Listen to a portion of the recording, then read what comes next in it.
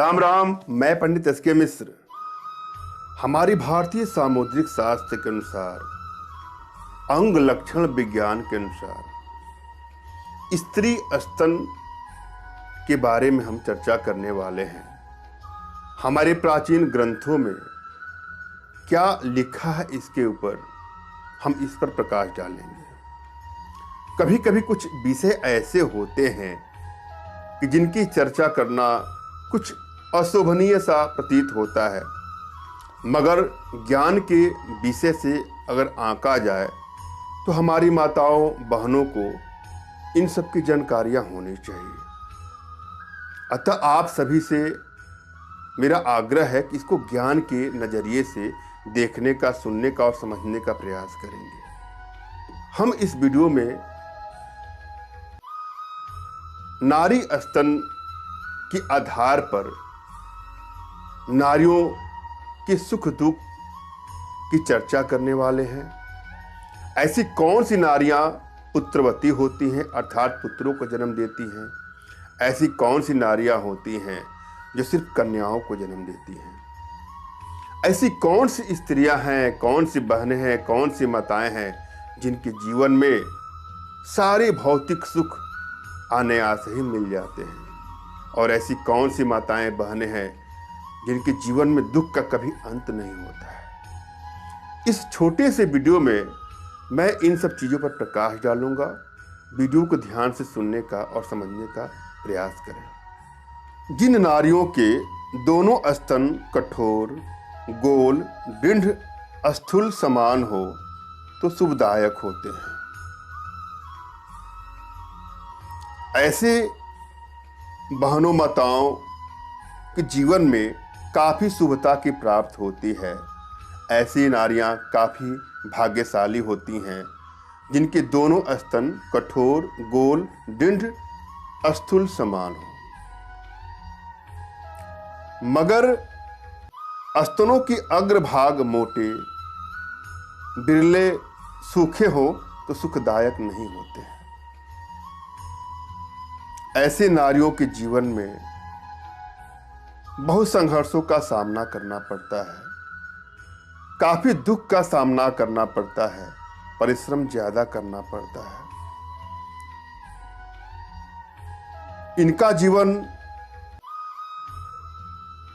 कुछ इस प्रकार का होता है जैसे सांप सीढ़ी का खेल होता है। सफलता के जस्ट पहले आकर के पीछे की ओर चली जाती हैं।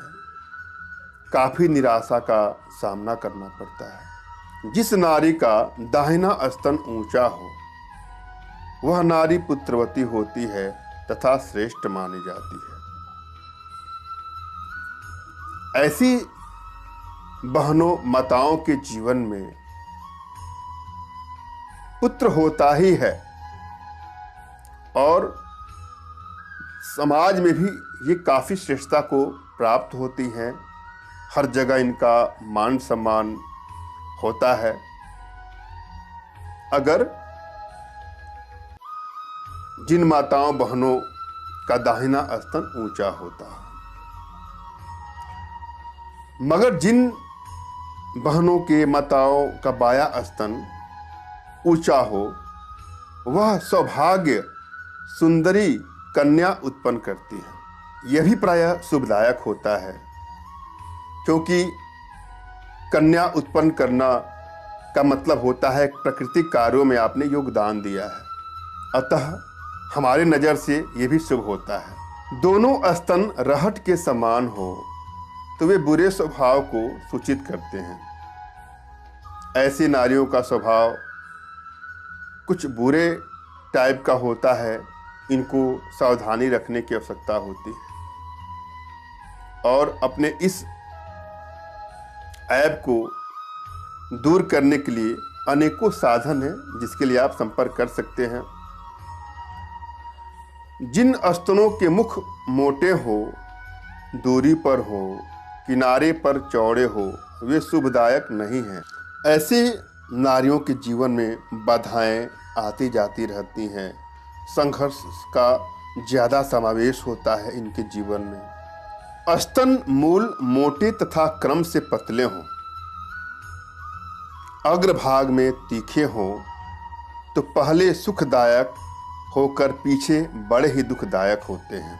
ऐसी नारियों के जीवन में शुरुआत में तो बहुत सुख मिलता है, मगर बाद में इनको काफ़ी दुखों का सामना करना पड़ता है।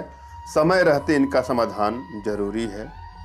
यदि स्तनों की अग्रभाग